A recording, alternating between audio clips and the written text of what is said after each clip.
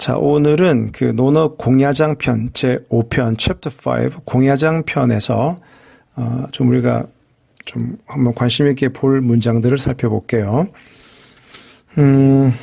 공야장 9번째 문장에 이런 게 있습니다.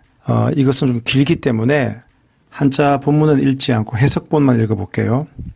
제여, 즉 그 공자의 제자인 제여가 낮잠을 자자 공자는 말했다. 썩은 나무는 조각할 수 없고 거름 흙으로 쌓은 담장은 손질할 수가 없다. 네, 제여에 대해서 꾸짖을 것이 있겠는가? 아울러 말했다. 내가 원래는 사람에 대해서 그의 말을 듣고 나서 그의 행실을 믿었는데 지금 나는 사람에 대해서 그의 말을 듣고 다시 그의 행실까지 살펴보게 되었으니 나는 제여로 인해 이렇게 고치게 되었다. 이렇게 공자가 제여라는 제자가 뭘까 좀 이렇게 낮잠을 잔 거예요. 그러자 엄청나게 꾸짖은 겁니다. 이 썩은 나무는 말이야 조각도 못하고 거름 흙으로 쌓은 담장은 손질할 수가 없어. 내가 쟤 꾸짖어서 봐서 뭐하냐. 아마 이 논어 전편을 다 통틀어서라도 제여라는 제자만큼 이렇게 꾸짖음을 당한 케이스도 드물 겁니다. 야, 이 낮잠 좀 잤다고 공자가 이렇게까지 화를 내고 이 일종의 악담을 퍼붓는 게 온당할까요? 보면 논어의 다른 곳에 나오는 제여를 보면 일단 제여는 자기 주장이 아주 강해요. 어쩌면 제여는 말도 잘하고 똑똑하고 자기 주관도 강해서 종종 스승 공자의 의견에 반하는 주장을 내놓다 보니 공자도 다소 부담스럽게 생각했는지도 모르겠습니다. 어떻든 이 제여에 대해서는 여러 편에서 공자가 제여를 아주 꾸짖는 장면이 많이 나와요. 그러면서 뭐라고 얘기하느냐? 이게 제여가 말은 잘하는 거예요. 그러니까 어떻게 꾸짖냐 그러면 내가 원래는 사람에 대해서 그 사람 말 듣고 말을 잘하면 그 사람 행실도 그럴 거니라고 믿었는데 내가 쟤 보니까 말하고 행동하고 다르더라. 그래서 나는 말을 듣고 또다시 그 행실까지 살펴보고 두 개가 일치하는지를 보는 정도에까지 되어야만 사람을 믿게 되었다. 그만큼 내가 사람을 불신하게 되었다. 누구 때문에? 제여 때문에. 그래서 이렇게 공자가 아주 화를 내고 미워했던 문제를 삼았던 제여와의 일화, 요거는 좀 유명하기 때문에 제가 말씀드리고요. 자, 그 다음에 또 공야장 16편에 나오는 것이 이런 말이 있습니다. 자왈, 안평중은 선여인교이다. 구의 경지하는구나. 공자는 말했다. 안평중이란 사람은 사람들과 잘 사귀었다. 사이가 오래되어도 공경하는 마음을 잃지 않기 때문이었다. 저는 이 문장을 굳이 뽑은 이유가 구의경지, 그러니까 구자가 오래되어도 공경한다. 그러니까 이 안평중이란 사람을 평가하면서 안평중이란 사람은 여인교, 그러니까 잘한다. 어디에? 인교. 사람과 사귀는 걸 참 잘하는구나. 근데 그 사람과 사귀는 걸 참 잘한다는 것을 어떻게 분석했냐 그러면 구의경지. 오랫동안 사귀는 사람에 대해서도 공경하는 마음을 잃지 않았다. 그러니까 이런 거죠. 우리가 사람과의 관계가 오래되면 긴장을 안 하죠. 또는 좀 막대하죠. 우리가 새로운 사람을 만나면 그 새로운 사람에게는 되게 조심하고 깍듯하게 하는데 오래된 사람에게는 함부로 한단 말입니다. 그래서 실제 우리 경험에도 보면 오래된 친구랑 내가 사소한 실수로 인해서 관계가 틀어지는 그런 경우들이 있죠. 그런 분들에게는 이 구의경지, 오래되었지만 경지, 공경하는 마음을 갖는다라는 이 문장이 참 그 의미가 있는 문장이겠다 싶어서 이 문장을 한번 뽑아봤고요. 그래서 공야장 편은 그렇게 좀 우리가 음미할 만한 문장이 이렇게 많지가 않더라고요. 그래서 일단 공예장편은 이렇게 2개 정도 제가 이제 집어내고 그 다음으로 넘어가는 게 옥야편입니다. 제 챕터 6 옥야편인데요. 옥야편을 한번 보면 여기서 좀 중요한 걸 제가 좀 찾아볼게요. 우선 옥야편에서 제 5편 자왈 회하는 기심이 3월 불위인이요 귀여적 1월 지연 이의니라. 이 말이 뭐냐면 공자는 말했다. 안회는 그 마음이 3개월 동안 인을 떠나지 않았고 그 나머지 제자들은 하루나 한 달에 한 번 인에 이를 뿐이다. 제가 이 문장을 택한 이유는 첫 번째, 공자가 가장 총애하고 사랑했던 제자가 안회죠. 그래서 이 안회라는 제자가 다른 제자들에 비해서 어떤 점이 뛰어난가를 이렇게 설명합니다. 안회는 그 마음이 3개월 동안 인을 떠나지 않았다. 그러니까 항상 어진 마음을 갖고 있다는 그 표현을 어떻게 하냐 그러면 그 인을 떠나지 않는다. 이런 표현을 써요. 그런데 나머지 제자들은 저기 인 아닌 곳에 있다가 어쩌다가 한 번씩 하루나 한 달에 한 번씩 인에 갔다가 다시 돌아오고 나중에 배우겠지만 그 인자 요산 지자 요수 즉 인자한 사람은 산을 좋아하고 지혜로운 자는 물을 좋아한다. 이 문장을 나중에 배울 건데요. 저는 어릴 때 인자한 사람은 산을 좋아하고 지혜로운 사람은 물을 좋아한다. 이게 도대체 무슨 말이지? 좀 이해가 안 됐었거든요. 그런데 공자는 기본적으로 어진 사람, 뭐 특히 여기서 안회인 것처럼 어진 사람은 그 마음이 3개월 동안, 여기서 3개월이라고 하는 것은 딱 3개월 90일을 얘기하는 것이 아니고 좀 오랜 기간을 얘기하는 거예요. 그러니까 한번 어진 마음, 인을 딱 먹었으면 그 마음을 쉽게 변치 않는다.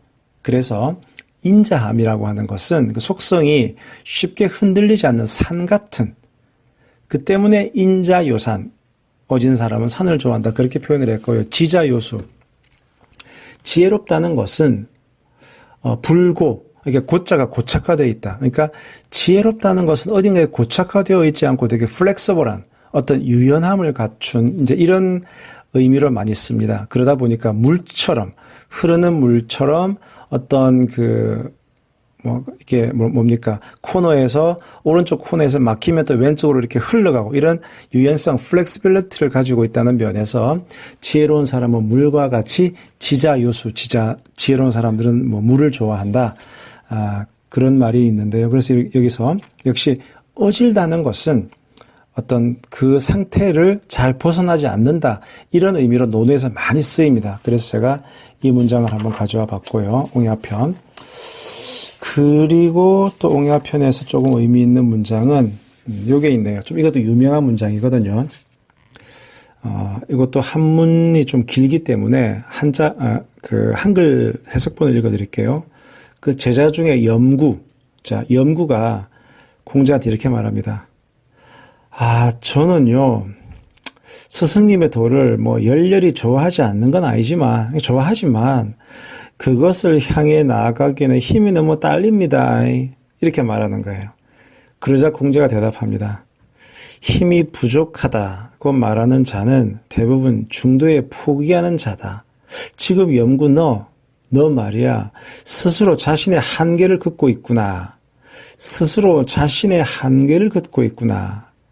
여기서 이제 금여는 획하는 것이다. 자, 지금 여는 너, 지금 너는 말이야 획하는 것이다. 획자가 그림 그릴 때 획을 긋다.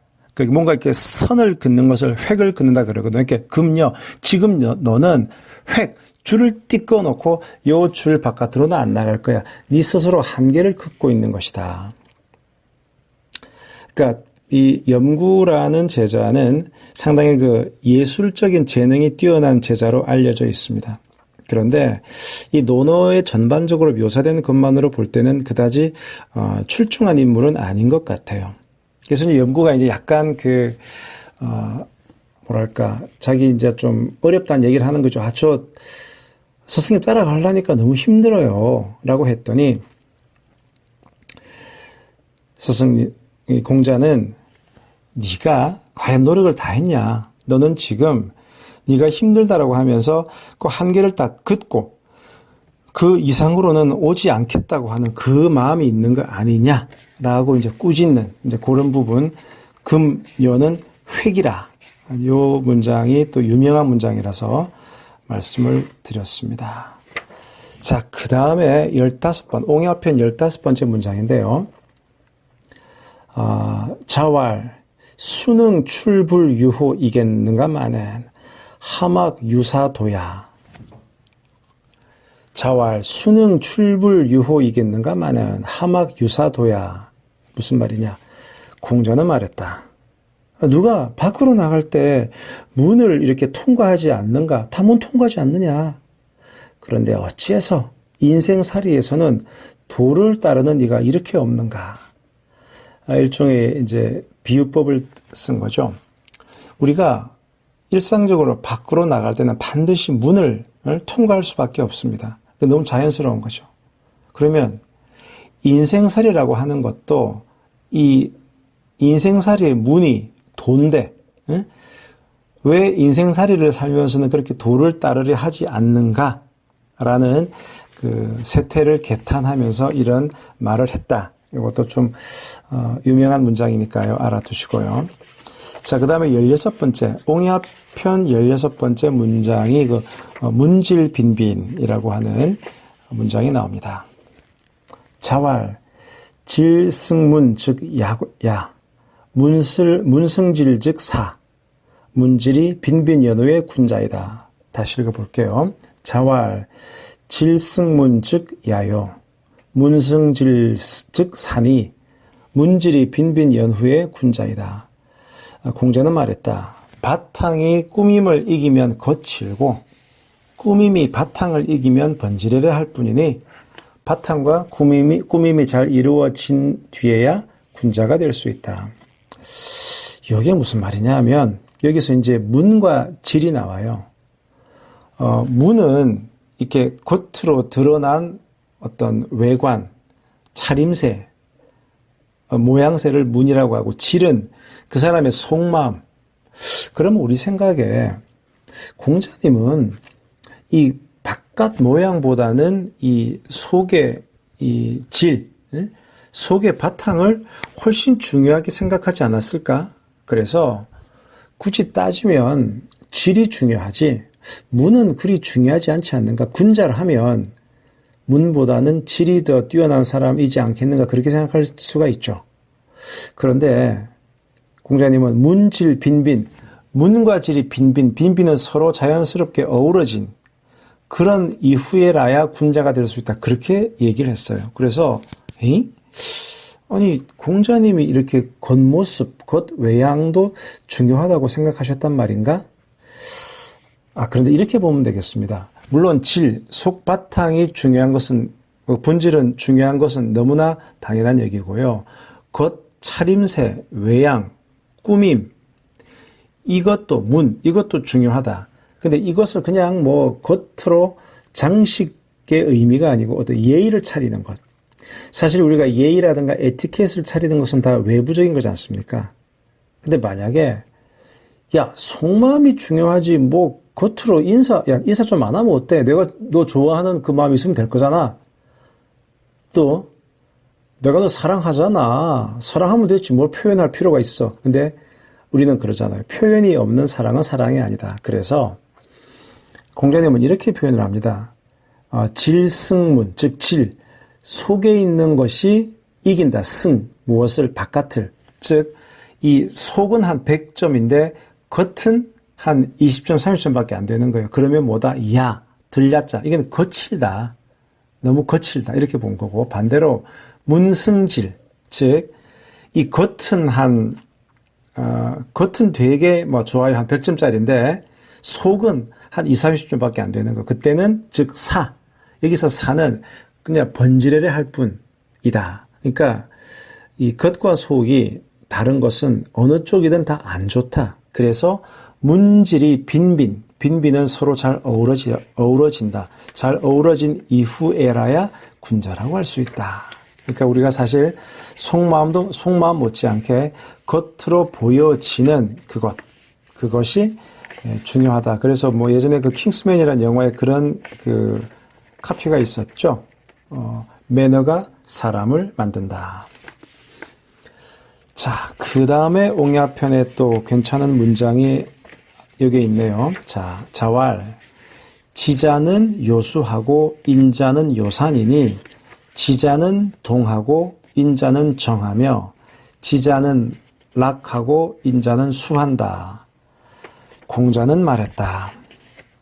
어진 사람을 볼 줄 아는 이렇게 좀 지혜로운 어진 사람을 볼 줄 아는 지혜로운 사람은 물을 좋아하고 어진 사람은 산을 좋아한다. 또 지혜로운 사람은 움직이고 어진 사람은 맑고 고요하다.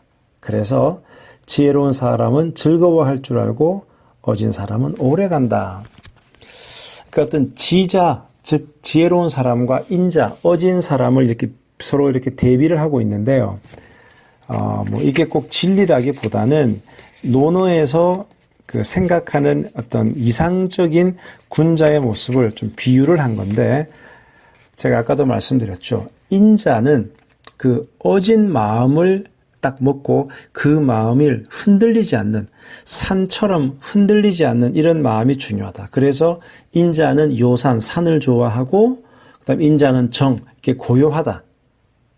이렇게 고요함, 이렇게 뭔가 정적인 형태의 그것을 그 인자의 어떤 비유를 한다면, 지자, 어떤 지혜로운 사람은 새로운 것을 배우고 익히고 이것을 발전시켜 나가는 것이기 때문에 그 자체의 다이나믹이 있는 겁니다. 그래서 지자는 요수, 이 흐르는 물을 좋아하고 물의 속성이 끊임없이 흘러가는 것이니까. 그 다음에 지자는 동하고, 동자가 움직일 동. 그래서 지자는, 지혜로운 사람은 다이나믹하다. 그래서 저는 이 텍스트를 이렇게 해석합니다. 내가 지자냐, 인자냐, 이런 양자택일적인 관계가 아니고, 사람은 두 가지 속성을 다 가질 수가 있죠. 내가 어떤 어짐, 내가 어떤 사람을 대할 때 내 마음을 어질게 할 때는 그 사소한 이해관계에 따라 왔다 갔다 하는 것이 아니고 변하지 않는 그 단단함, 산 같은 단단함을 가져야 될 것이며, 반대로 내가 어떤 뭔가를 배우고 익힐 때는 내가 옛날에 알고 있는 것, 야, 내가 옛날에 이렇게 배웠어. 그게 진리야. 딱 고정되어 있는 것이 아니고 시대의 흐름에 따라서 내 배움을 거기에 맞춰 나갈 수 있는 flexibility, 이런 유연성을, 물처럼 그런 유연성을 갖추고 있는 것. 이런 두 가지를 사실은 다 갖출 수 있는 모습이 군자의 모습이 아닐까. 그래서 아까 말씀드린 대로 제가 어릴 때 왜 지자는 물을 좋아하고 인자는 산을 좋아하지? 라고 하는 그 개념이 이번에 이 공부를 하면서 조금 이해가 됐습니다. 자, 그래서 오늘은 이 공자, 논어의 공야장 편과 옹야 편 중에서 좀 우리가 유명한 또는 반드시 알아둬야 될 문장 몇 가지를 살펴봤습니다. 자, 전체 논어 편이 총 20편인데 그 중에서 이제 1, 2, 3, 4, 5, 6편까지가 끝났고 또 다음에는 7편 수리 편으로 넘어가도록 하겠습니다.